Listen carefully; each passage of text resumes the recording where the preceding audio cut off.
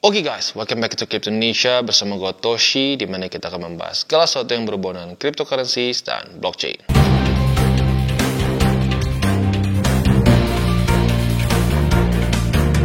Dan kita kembali lagi ke Crypto Reviews. Pada hari ini kita akan mereview mengenai satu cryptocurrency project yang bernama Dream Cars ya.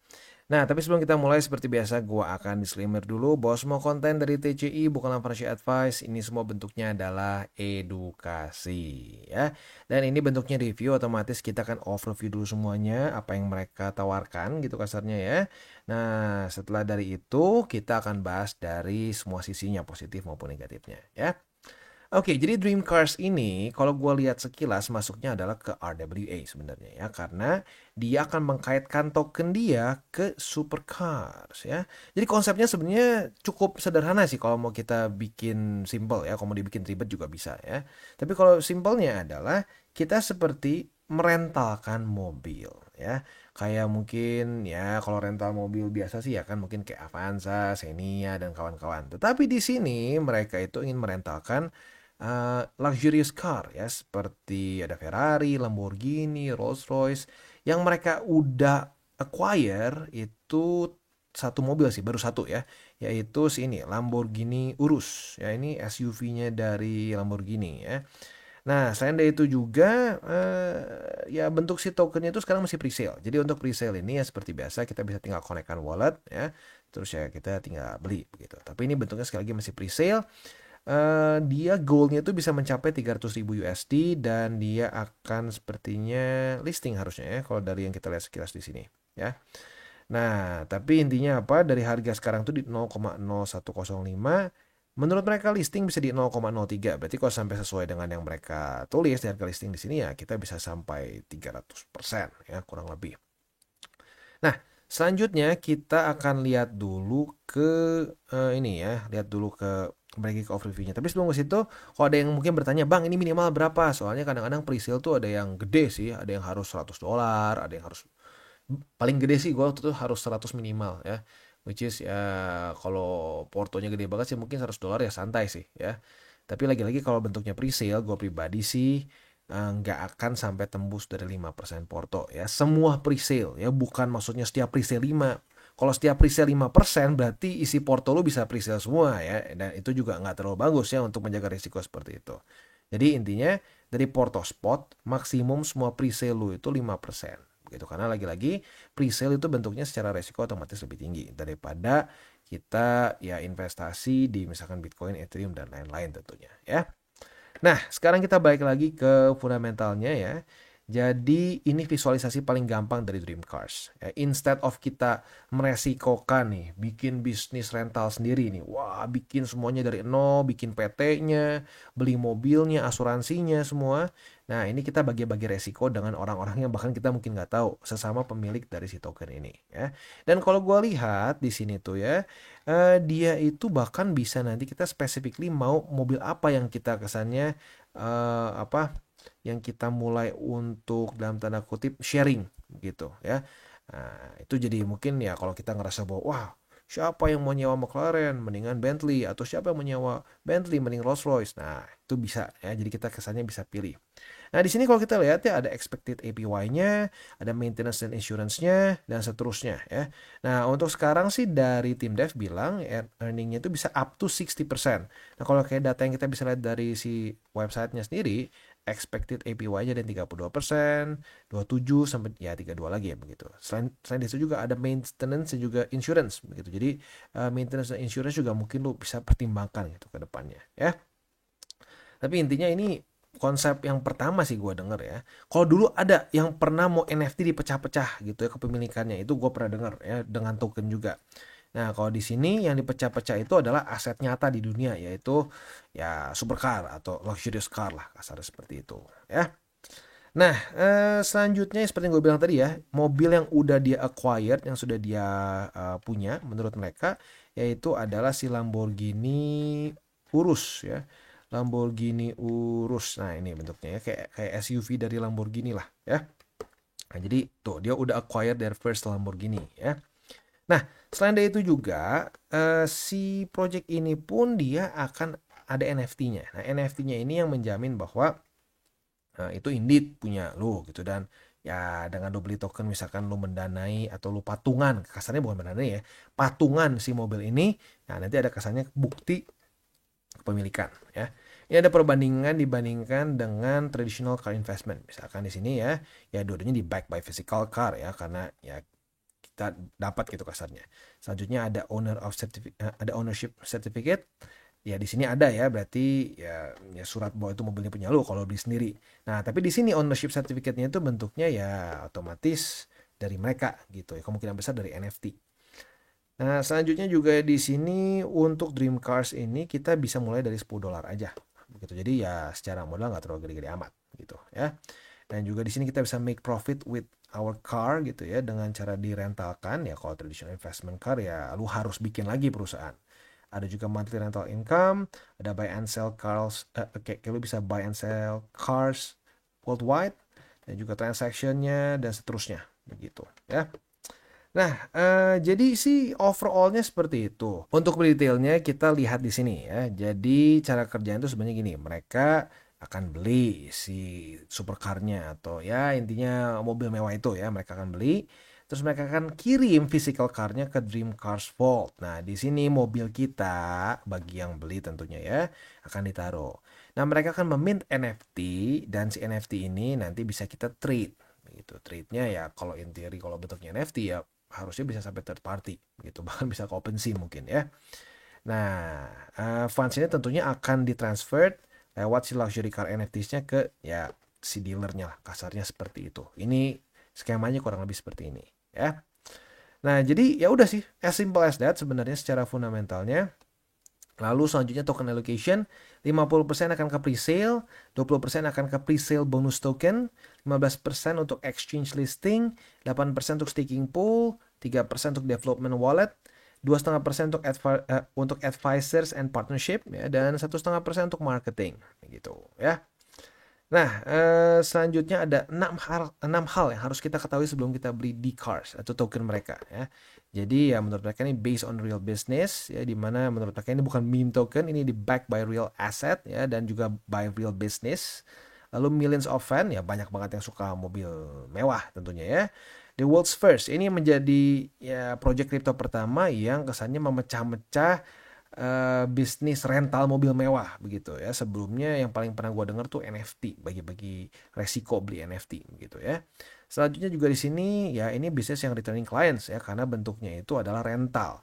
Ya, seperti di Dubai lu lihat sendiri banyak banget orang-orang yang buka bisnis ya itu mobil-mobil mewah yang disewakan gitu ya. Tujuannya apa ya? Biasanya buat ngeflex sih ya, buat ngeflex.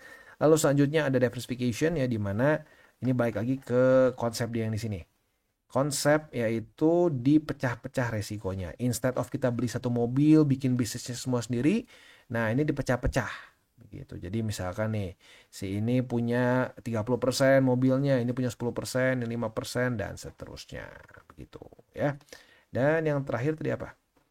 Passive income. Nah, passivenya ini dari yang tadi ya, dia ada estimated APY-nya ya, ada yang 32%, 27%, bahkan up to sampai 60% begitu ya. Nah, jadi sih udah kurang lebih seperti itu gambarannya. Selanjutnya sedikit ke audit. Untuk audit ini dilakukan oleh Solid Proof ya, ini dari perusahaan di Jerman seingat gue ya, perusahaan audit di Jerman. Nah, kalau kita lihat di sini, kita cek. Yang pertama, kontrak ini nggak bisa di-upgrade, which is good. Jadi deployer ini nggak bisa add new functionalities. Ini salah satu cara untuk ngerakpo sebenarnya ya, kalau sampai ini bisa di-upgrade. Nah, di sini menurut mereka kontrak ini nggak bisa di-upgrade, which is good ya. Lalu selanjutnya di sini ownership-nya itu udah di-renounce. Ini juga bagus ya. Artinya si owner ini nggak bisa, udah nggak punya kontrol dan otoritas lagi atas kontraknya ya. Jadi this is good. Selanjutnya kontrak juga si kontrak owner nggak bisa nge-mint new tokens. Good. Lalu owner nggak bisa burn tokens.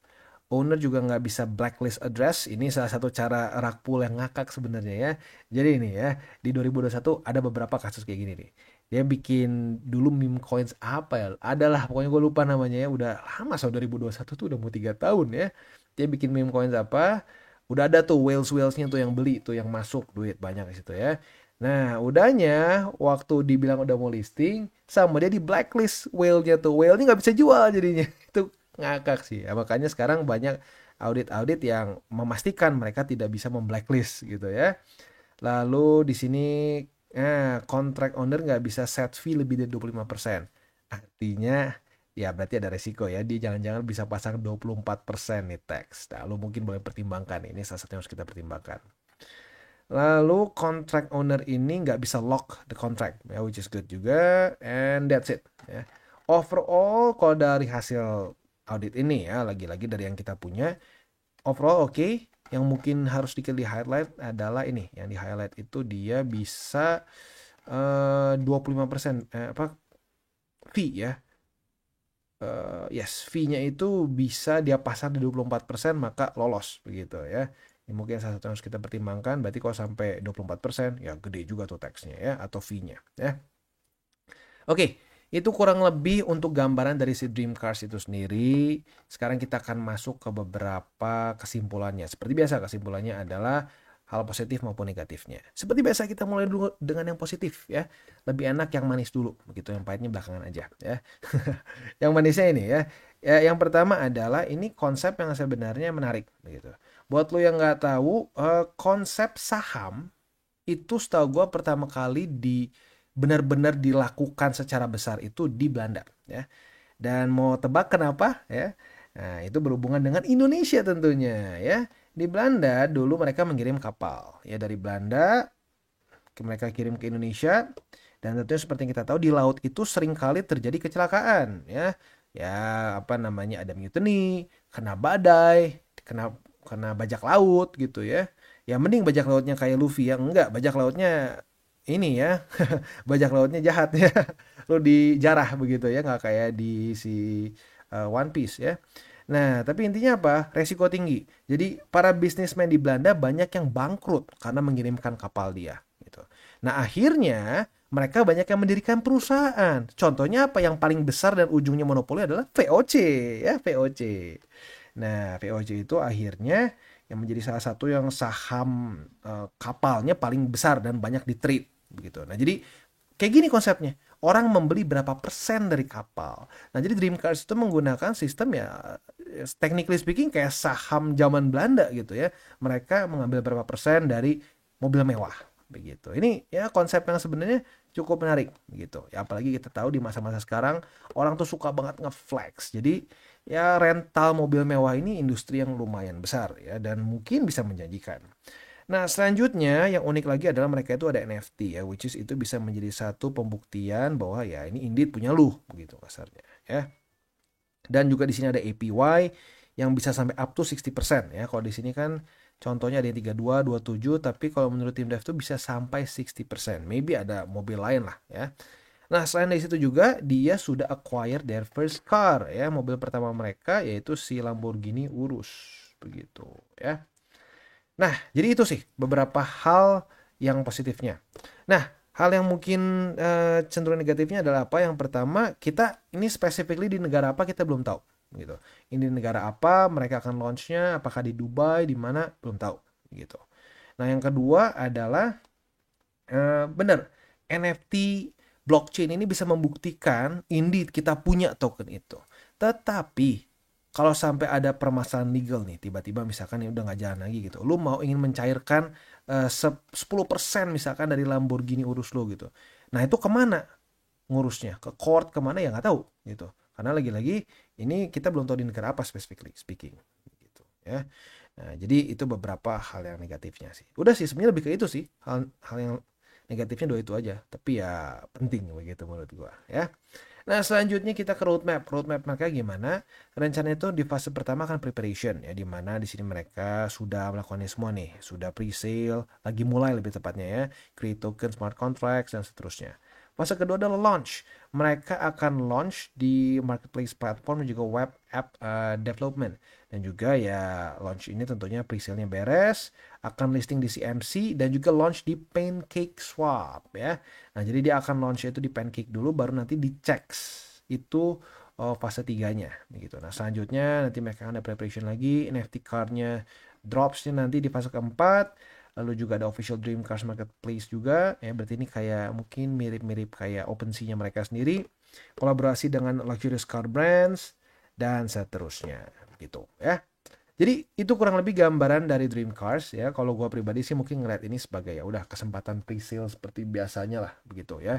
Dan listingnya udah jelas ya. Mereka mengatakan di DEX dulu dan di DEX-nya itu akan listing di sebentar tadi listingnya di Pancake ya, di Pancake Swap. Which is oke lah. Pancake itu secara liquidity lumayan ya, tapi untuk PR mereka apakah akan cukup atau tidak, nah itu masih jadi pertanyaan sih. Tapi intinya mereka launchnya bukan di saham DEX yang kita nggak pernah dengar, which is good ya, di Pancake.